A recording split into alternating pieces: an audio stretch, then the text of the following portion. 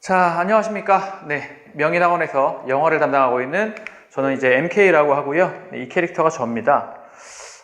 좀 넙대대하게 생겼는데 어쨌든 제가 어떤 영어를 가르치는지 오늘 이 커리큘럼 소개를 통해서 한번 안내해 드리도록 하겠습니다. 바로 가죠. 진행 순서는요, 우리 기엠성의 아이패드를 한번 소환해서 약간의 로딩을 한 후에 저도 생각 정리해야 되니까 첫 번째로 커리큘럼은 어떻게 진행이 되는지, 두 번째는 내신 대비는 도대체 어떻게 하는지, 세 번째, 영어의 본질은 사실은 똑같다. 전혀 다르지 않다. 뭐와? 내신과 수능이. 자, 요 세 가지를 가지고 한번 설명해 드리도록 하겠습니다. 우선 커리큘럼 같은 경우는요, 제가 뭐 다른 선생님들, 여타 선생님들과 마찬가지로 뭐 1월에는 뭘 한다, 2월에는 뭘 한다, 3월에는 뭘 한다, 이런 걸 설명드리는 건 크게 여러분한테 의미가 없을 것 같아요. 그죠?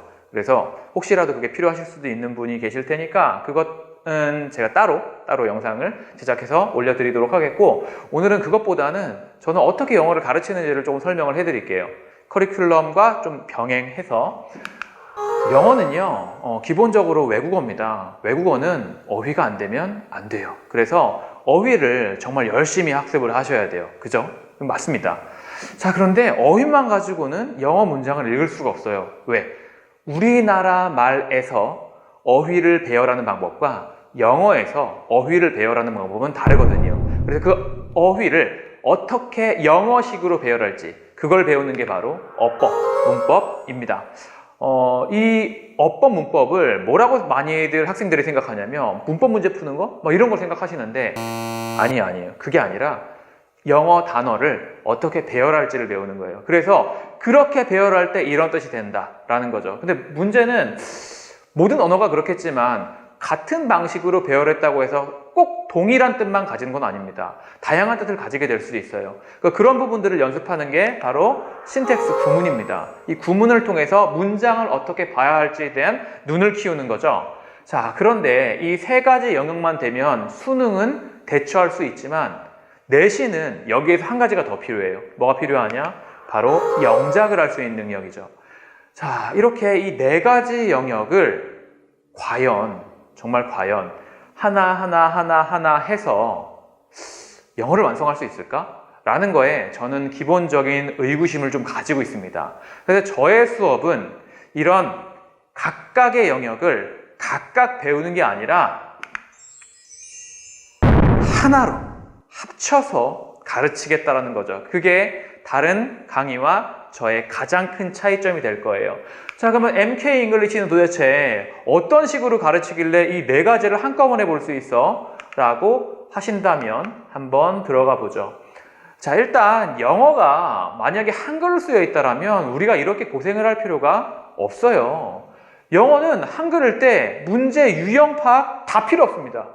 해석이 정확하게 되면 문제를 푸는 건 크게 어렵지가 않아요.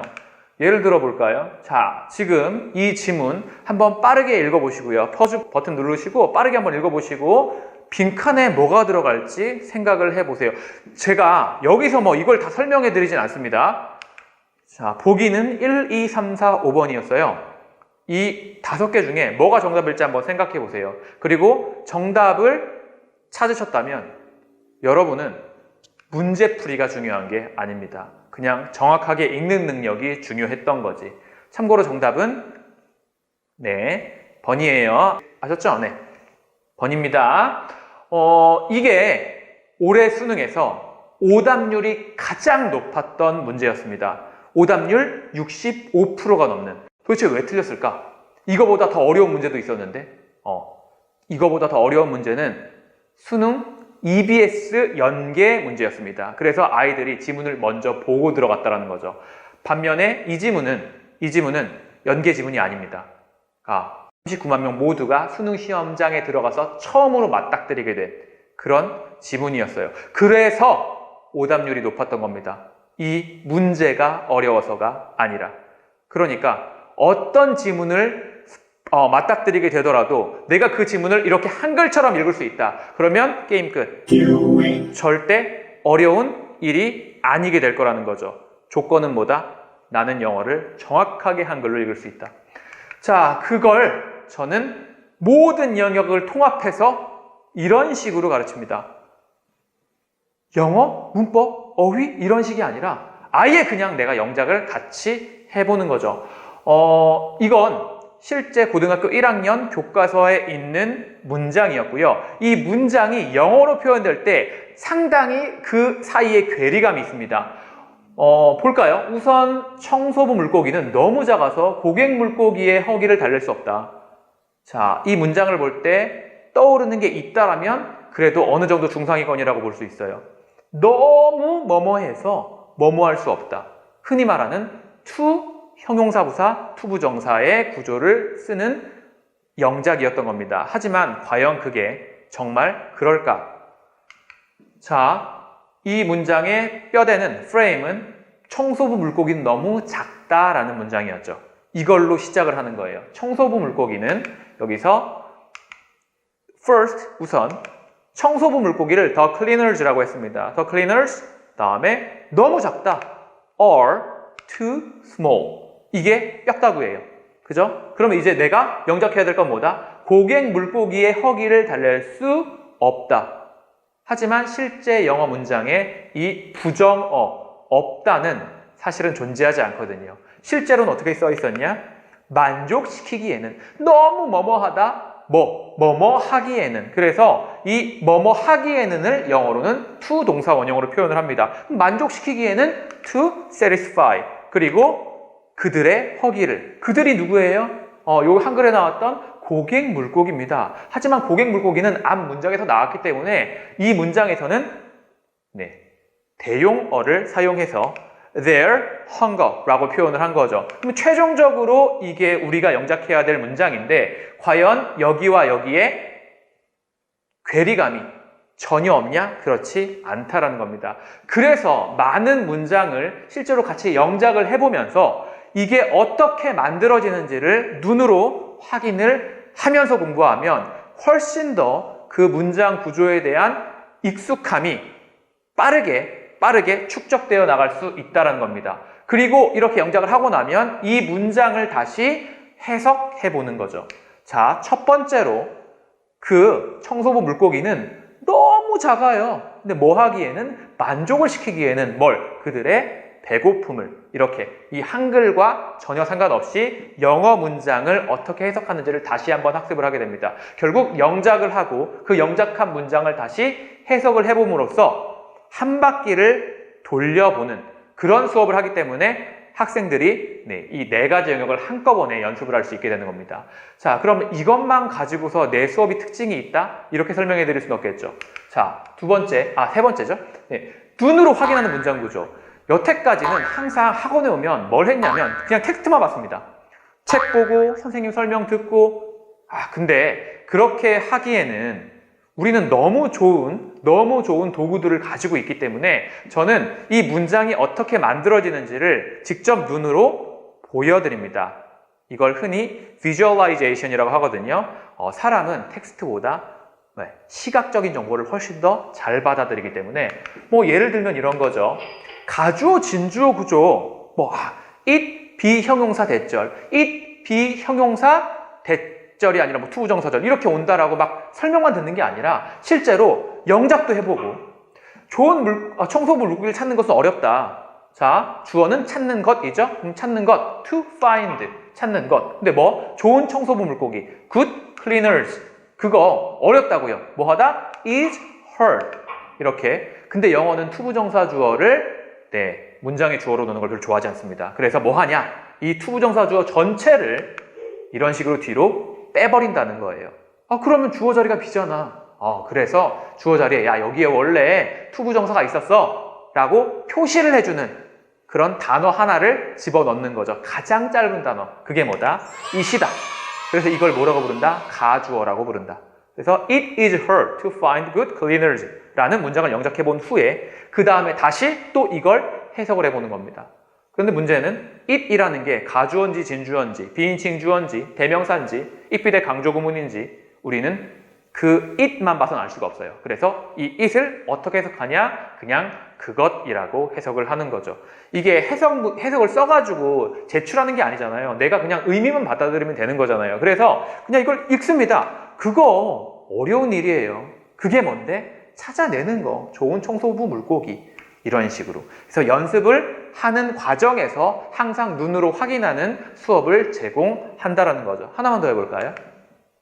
두 번째, 나돈니도치. 이 나돈니도치라는 건 흔히 말하는 부정어가 문장 제라 풀어나갈 때 그 뒤에는 도치 구조가 일어난다라는 거예요. 근데 이렇게 설명만 듣는 게 아니라 일단 영작을 해봅니다. 그건 쉬울 뿐만 아니라 재밌기까지 하다. 그건 쉬울 뿐만 아니라 not only A, but also B. 그래서 it is not only easy. 그건 쉬울 뿐만 아니라 but it is also fun. 재밌기까지 하다. 제 수업이 그렇다는 건 아닙니다. 그건 아니고요. 자, 어쨌든 이 상황에서 이 not only라는 부정어가 문장 잘 앞으로 이렇게 나가요. 그러면 영어는 부정어가 문장 잘 앞으로 나갔어 라는 걸 이 뒤의 구조를 통해서 표시를 해줍니다. 어떻게? not only 뒤의 구조의 이 평서문 문장을 의문문 어순으로 바꿔준다라는 거예요. 그래서 it is easy가 의문문 어순이 되면 뭐가 된다?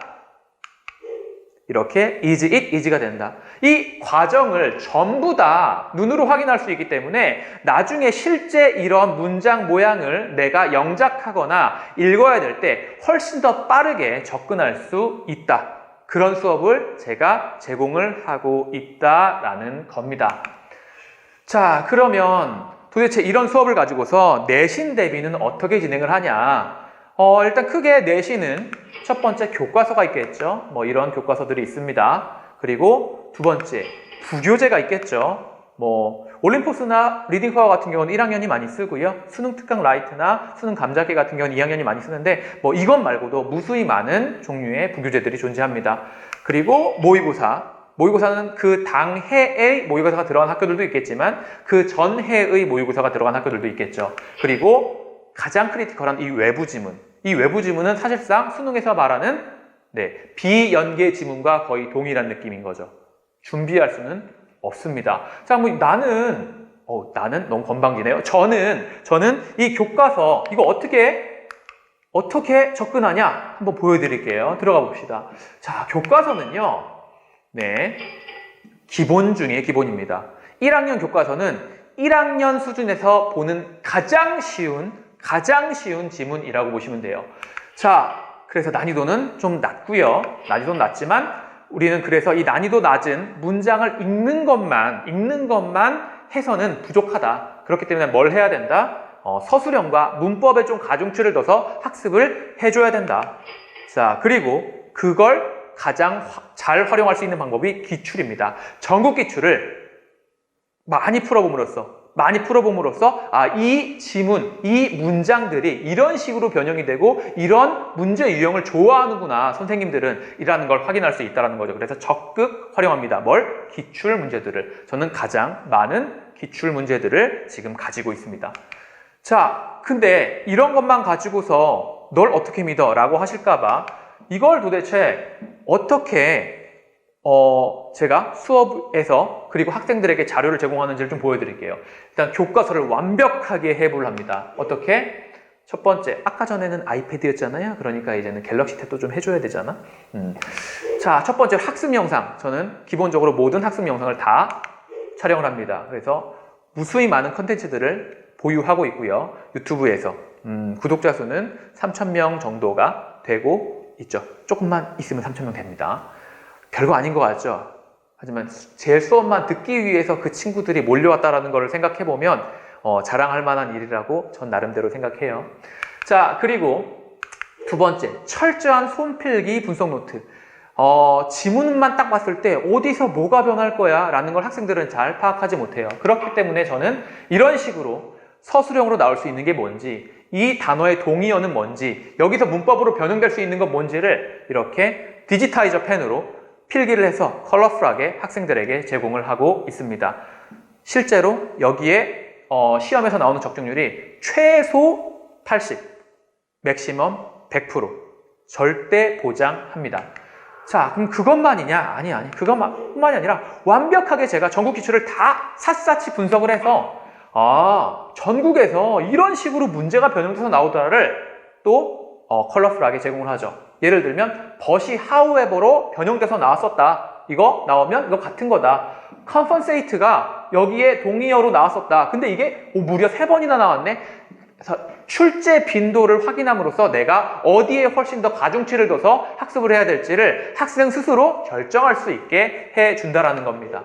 자, 그리고 마지막으로 최다 기출, 최다 변형 문제를 저는 보유하고 있죠. 그래서 많은 연습, 드릴을 통해서 학생들이 실제 시험에서 굉장히 편하게 다가갈 수 있도록 그 환경을 조성해드리는 역할을 제가 확실하게 할 수 있다라고 약속을 드리겠습니다. 자, 그러면 교과서 말고 부교재는 어떻게 하는데, 부교재 같은 경우를 보시면 부교재는 일단 교과서에 비하면 확실히 난이도가 조금 있죠. 왜냐하면 1학년 위주의 부교재를 고르는 학교들도 있겠지만 2학년 부교재를 고르는 학교들도 있겠고 혹은 3학년 수특이라든지 영어 독해 연습, 수능 완성 같은 걸 부교재로 쓰는 학교들도 있기 때문에 난이도 차이가 좀 크다. 특히 교재별로 클 수 있다. 그래서 전체적인 난이도는 중에서 상 사이라고 생각하시면 되겠고요. 자, 이것도 마찬가지로 서술형 문법, 교과서는 서술형 문법에 좀 포커스를 뒀잖아요. 근데 여기는 서술형 문법뿐만 아니라 뭐도 중요하다, 내용도 중요하다. 왜? 지문 난이도가 어렵기 때문에 그 지문에 대한 내용을 이해하지 못하는 경우도 생기거든요. 그래서 그 내용까지 같이 파악해가는 게 굉장히 중요합니다. 그리고 그래서 기출과 변형 문제를 여기도 적극 활용하는데 기출 문제보다 변형 문제에 조금 포커스를 둬야 되는 부교재들이 있고요. 변형 문제보다 기출에 조금 더 포커스를 둬야 되는 부교재들이 있습니다. 그건 학교에 따라서 제가 각각 결정을 하게 될 거예요.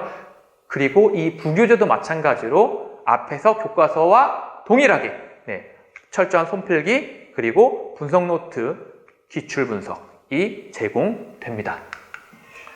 자, 세 번째, 모의고사. 모의고사 같은 경우는 1학년은 1학년 모의고사, 2학년은 2학년 모의고사가 들어가는 경우가 좀 대다수긴 합니다.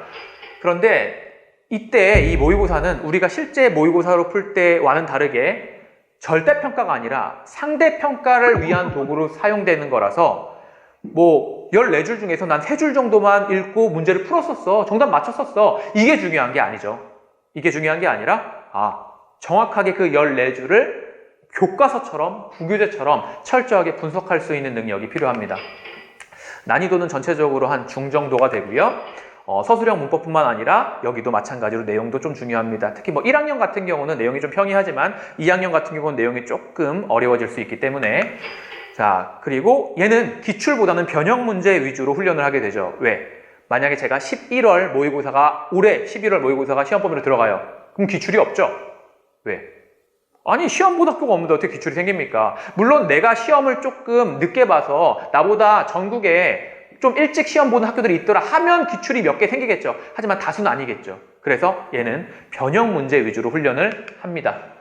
자, 그리고 마지막으로 외부 지문. 외부 지문의 가장 무서운 점은 준비하는 것이 사실상 불가능하다. 그래서 준비하는 것이 불가능하기 때문에 난이도가 굉장히 높습니다. 이건 영어 실력 자체가 중요한 거거든요. 그리고 그 영어 실력 자체를 키워주는 게 제 수업이기도 하고요. 자, 어쨌든 준비의 영역이 아닌 얘는 실력의 영역이기 때문에 현장에서 얼마나 내가 영어를 잘 읽을 수 있는지가 중요하고 문법 그리고 서술형까지 대처할 수 있는 게 중요할 거다. 그래서 얘는 시험 범위 내의 변형 문제를 통해서 좀 훈련을 해주는 게 좋겠다. 그러니까 변형 문제라는 게 이런 거죠. 어차피 나는 이 시험 범위 안을 준비해야 됩니다. 그쵸? 범위 안을 준비해야 되는데 그거에서 변형 문제를 통해서 이게 이런 식으로 변형됐어? 나 처음 보는 건데? 그죠? 처음 보는 거잖아요. 변형됐으니까. 근데 그걸 통해서 연습을 해라. 어차피 외부 지문으로 나올 건 내가 뭐가 나올지 예측할 수는 없으니까. 그죠? 그래서 변형 문제, 시험 범위 내에 있는 변형 문제를 가지고 훈련을 해서 대처하도록 하자. 하지만 가장 중요한 건 평소에 영어 실력을 키워서 얘를 처리를 하는 게 좋겠다라는 겁니다.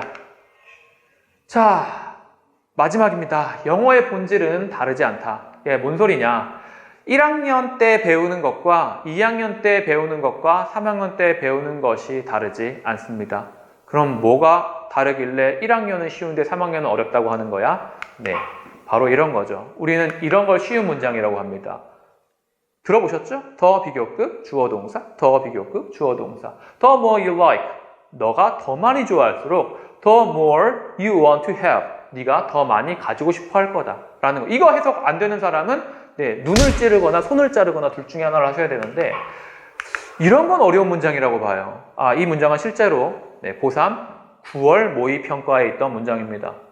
그런데 이게 어려운 문장인 게 아니라 이게 쉬운 문장인 게 아니라 이걸 전체적으로 같은 프레임 안에서 볼 수만 있다라면 이거나 이거나 난이도는 동일하게 느껴질 수 있다라는 거죠.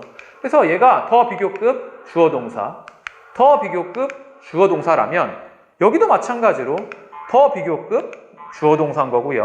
여기 더 비교급 주어 동사인 겁니다. 그 사이에 많은 것들이 끼어 있을 뿐 뭐는 같다? 네, 뼈다구, 프레임은 동일하다 라는 관점에서 접근한다면 충분히 아무리 어렵고 복잡한 문장이라도 한꺼번에 해결을 할 수 있을 거다라는 약속을 제가 드리겠다라는 거죠. 그래서 전체적인 내용은 이런 식으로 강의를 진행하게 되겠고요. 믿고 맡겨주시면 절대 실망시키지 않는 결과물을 만들어 드리도록 하겠습니다. 긴 영상 봐주셔서 너무 감사드리고요. 실제 현장에서 만나 뵐 수 있었으면 좋겠네요. 자, 그럼 영상은 여기까지 마무리하도록 하겠습니다. 감사합니다.